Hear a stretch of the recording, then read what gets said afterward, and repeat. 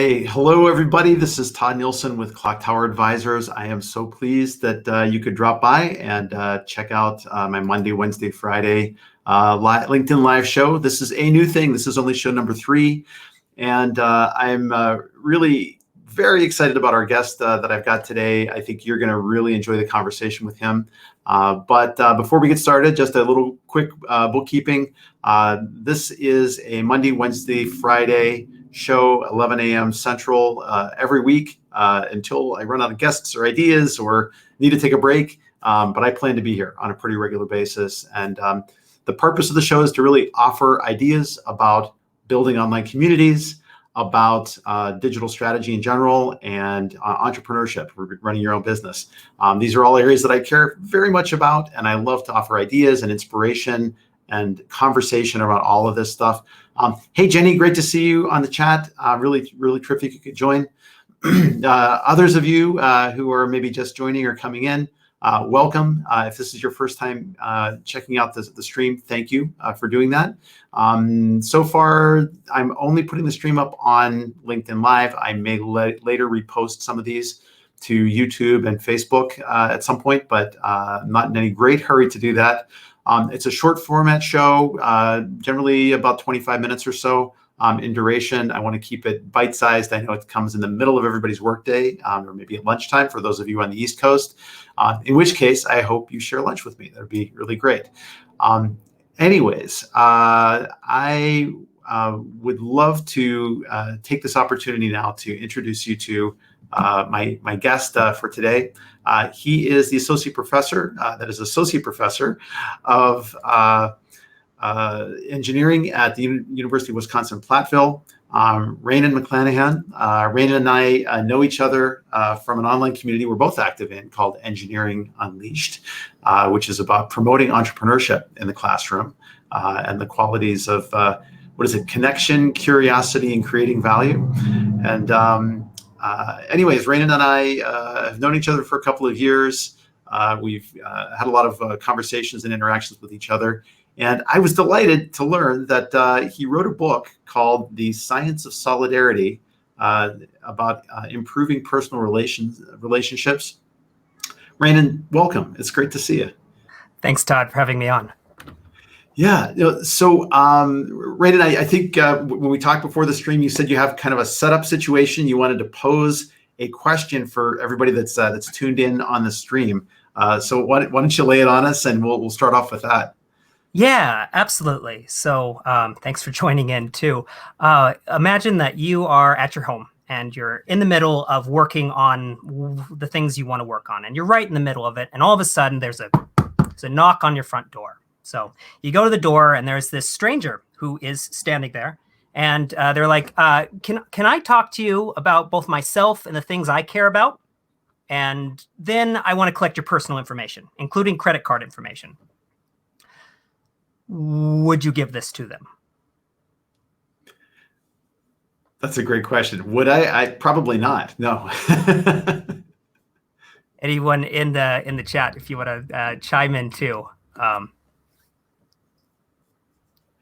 We'll give folks in the chat a chance to maybe catch up with that and jump in. But Sure. I am really curious. So you're an engineering professor. Right. What made you decide to write about solidarity? And like, what was the push or the kick in the pants that led to you deciding to write a book about this social sciences topic, really?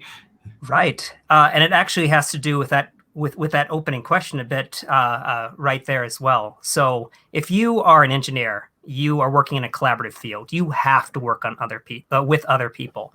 And as the saying goes, and I don't know who first coined it, it doesn't matter how brilliant you are. It doesn't matter how talented you are. It doesn't matter how great you are on the technical side. If you can't get along with others and communicate your ideas, you're not going to have a successful career. And it's not just in business and in a work setting. If you are unable to connect with friends or can maintain a good relationship with your spouse, your life is going to be filled with far less success and happiness than it really should. And the science of solidarity is actually about just that. It's how other people can completely change how they perceive you without you even realizing they're doing it, and without even them realizing they're doing that. And more on that in a moment, I think. Yeah, no, absolutely. I see an answer from Jenny here in the stream. She said, nope, she wouldn't share that information either. It sounds a little intrusive. Absolutely. Okay, so everyone would probably usually respond the same way. And yet this is actually what happens all the time, all throughout America, all throughout the world. Salesmen come to our doors. They interrupt us in the middle of what we're doing. They say that they want to talk about them and their products, and then they want to collect our personal information. And when they're doing this, behind the scenes, there are a series of judgment calls and questions that we are asking ourselves. Is this real? Do I actually want to hear what they have to say? Am I interested in this? Are they on my side, offering me something that I care about? Is this someone that isn't going to, fleece me? Is this a scam? And a lot of the times, if someone comes across as professional, as trustworthy, and as someone that we already see ourselves as being able to trust, we just go ahead and give out this information. It's kind of crazy to think about. And yet this is entire professions, bread and butter, doing exactly this kind of crazy thing that we never think about.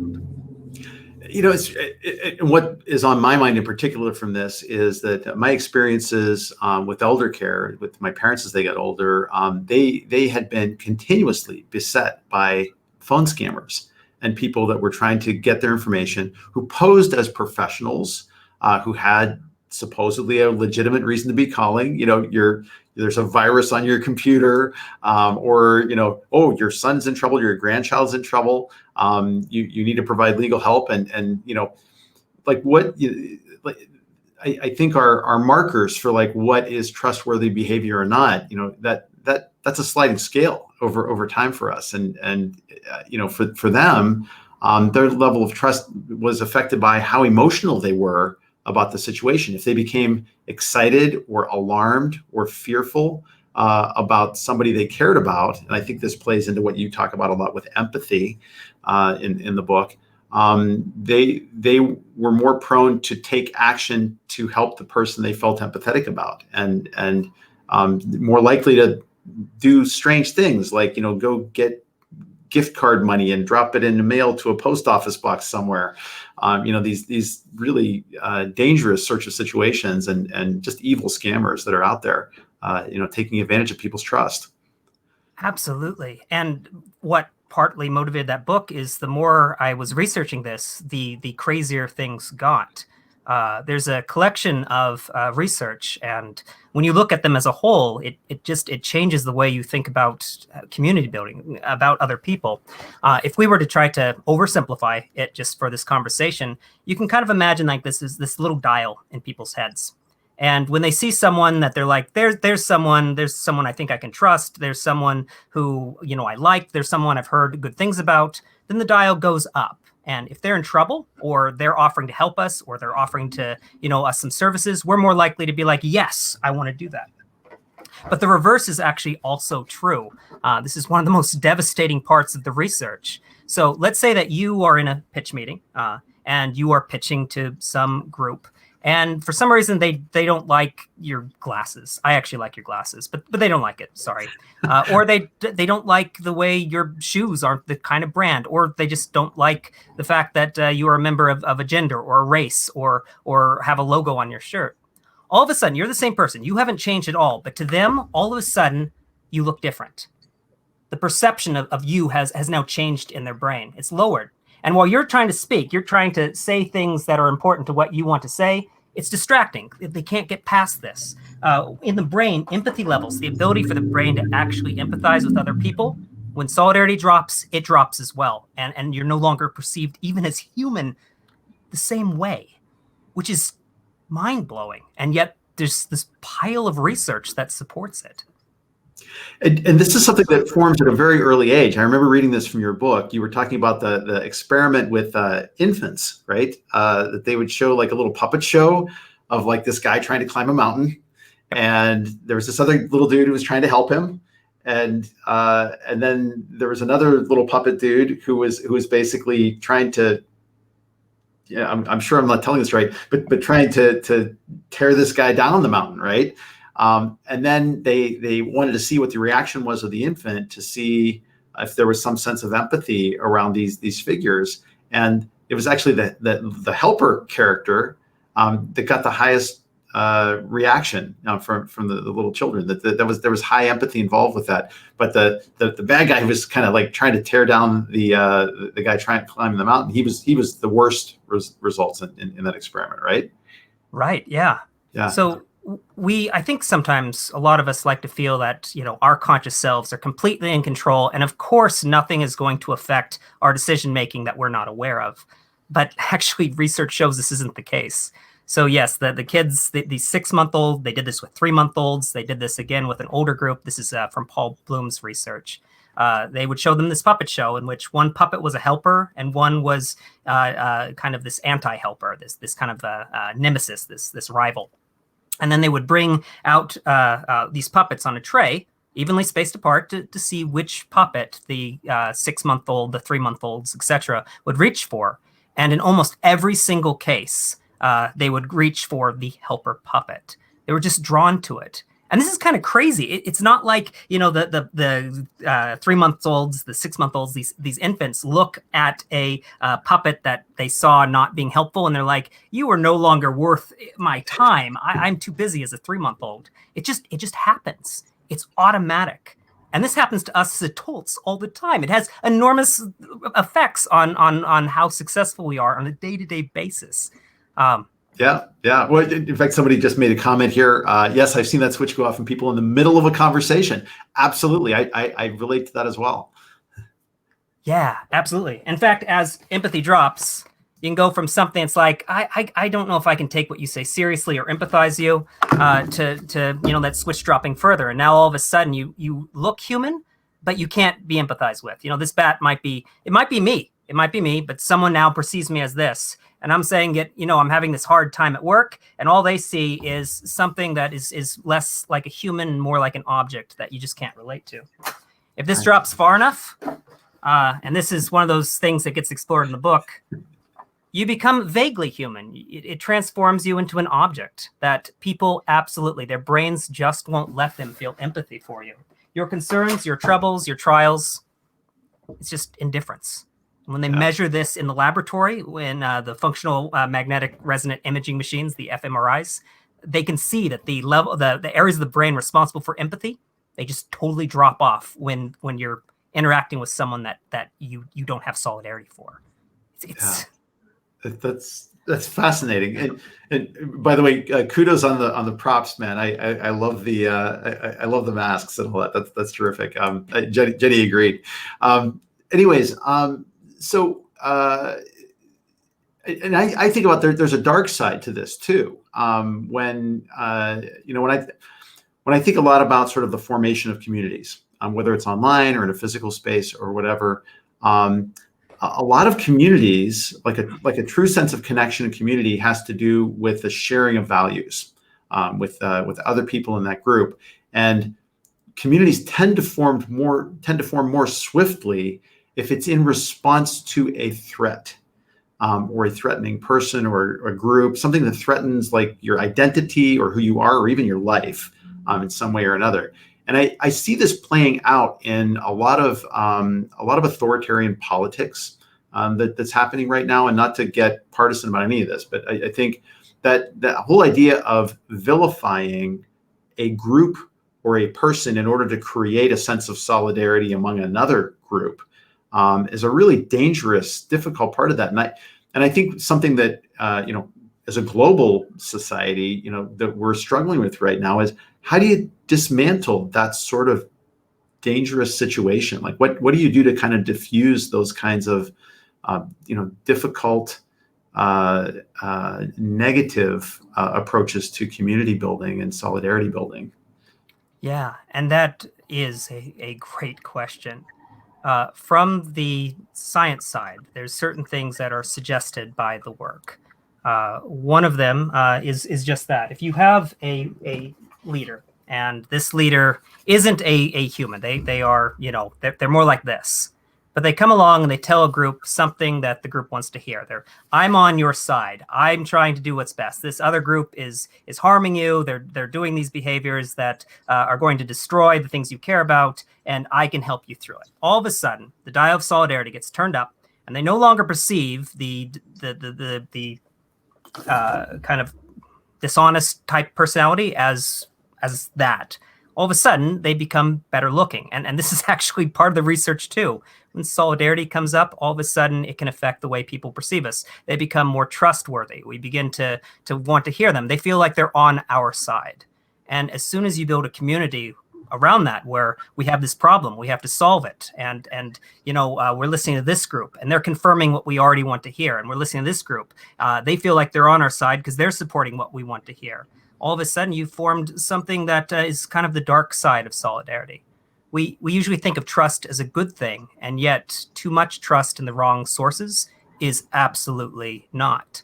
And you have trouble even reaching these groups, because when you go in and like, actually the facts are this, all of a sudden you feel like the enemy and solidarity drops. Wait, you're saying that you're working against us here. You're one of the enemies. You're now ugly. You're less trustworthy. We can't hear you.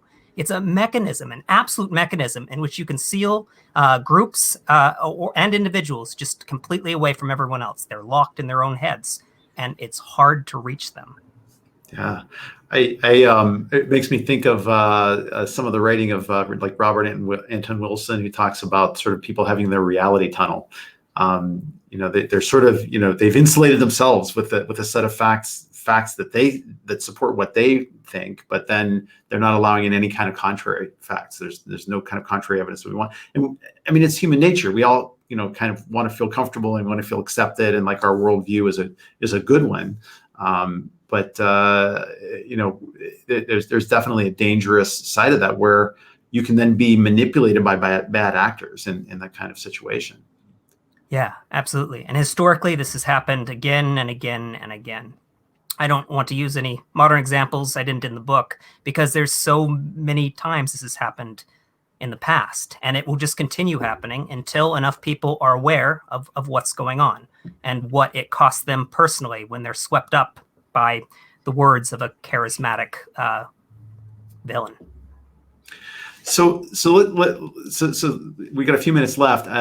Let's talk a little bit about building positive solidarity.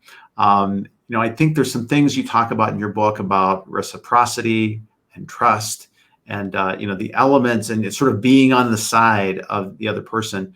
If I'm part of a nascent community, something that's starting up, and I want to build that sense of solidarity, I want to fan the flames of solidarity within this space, what are some specific kinds of things or behaviors or steps that I can take to foster that sense of empathy and belonging, with the people in that space? So I think it's something that those of us in the community building space, we have almost maybe an instinctive understanding of it, but I think if you needed to break it down into a playbook for somebody, it would be useful to understand some of the science behind that. It was one of the reasons I wanted to have you on the stream, because you've thought about this clearly. Yeah. So every situation, of course, is different, but the rule that is a good place to start, if nowhere else, is to be on their side. So you have this community, they're coming together for some reason. There's something that they're interested in, there's something that they're curious about, there's something they want to discuss, there's things that they want to connect with. And if we can provide them what they need, if we can make the process easier for them, if we can kind of sometimes even let go of what we want for them and pay more attention to what they want from us, we create this environment in which they feel like, this site, this is a group, and it's even being organized by a group of people who are looking out for me. And I love that. As soon as they make that or get a sense of that solidarity begins to rise. When they think about the group, it's more positive. When they hear about, technical problems, they're more willing to be understanding. And again, there's research that is in the book that demonstrates all of this to quite, a precise level. Really sort of fostering an assumption of benevolence within that community. Yeah. So even like a classroom can be like a community. So if a student comes into my office hours and I'm like, okay, this person didn't read the book and they didn't do their homework and now they're just, they're coming in here and they didn't do it. If I were to respond in a way that's like, did you read the book? Did you do the homework? Et cetera, et cetera. I'm not being on their side. They're coming in and I am saying, I'm identifying you as someone who has failed to meet my expectations, and their solidarity for me has just dropped. If I tell a joke in class, research will shows that they're less likely to find it funny. If I have a mistake on the board, they're more likely to dwell on it. All of a sudden, I've kind of shot myself in the foot. Whereas if they come into my office hour and I look at them and say, this is a student who's probably got 5 different classes or 2 different classes or whatever. And if they're in my office hour, I'm here to help them. And I say, come on in. Let's see if we can get this straightened out and get you out the door, in a fast and effective way so you understand what you need. They're more likely to come back. And the students who have the biggest questions are then more likely to use my office hours. And that makes me better as a communicator and as a professor. By consciously and actively inserting solidarity and building that into my relationships, I'm becoming actually better at my job, and people are perceiving me as maybe even better than I actually am at my job in the meantime. That's a fantastic insight, Ranen. So in the few minutes that we've got left here, I'm curious, and we'll give you another chance to have any sort of parting thoughts about things, but I'm curious what communities you most closely identify with. I mean, we all have communities in our lives that are, family, hobbies, religion, profession. What communities tend to resonate the most with you right now, and like why that community that sticks out in your head? Yeah, and that's a fair question. The whole Course Engineering Unleashed, as we're trying to make the classroom more engaging and useful to students, that's fantastic stuff. Kind of the communities in which we're trying to kind of see if we can build a better future, try to make some small but meaningful contributions to society to try to make it a little bit better for the upcoming generations. It's something that even though consciously I may be like, takes so much time, I feel the need to. The other one is actually on kind of the mental health side. So autism is something that runs strongly in my family. And a lot of the times, if you're dealing with someone who is autistic, they automatically seem like different. And as soon as you see them as different and someone you can't relate to, solidarity drops and it makes their lives harder. So just trying to I guess, build some kind of a bridge between these groups and some of the individuals I know are impacted every day by this solidarity effect. These are all things that I care pretty deeply about. Oh, that's amazing. And I didn't know that about your connections with the autism community, and and certainly health support communities are super important, where people can kind of share experiences with other people like them or family members of people who are going through a particular challenge of some sort, and especially with non-evident sorts of disabilities, or those that where the brain just works differently. It doesn't work wrong. It just works differently than other people. It becomes a little tougher to relate in some cases to individuals who may be a little higher on that spectrum. So I mean, it's definitely one where a lot of important work has to be done in that space to build bridges. And it's not just clinical work; it's social work. All of us need to get better at being more empathetic and taking the part of individuals who just operate differently than others of us. Yeah, absolutely. Yeah.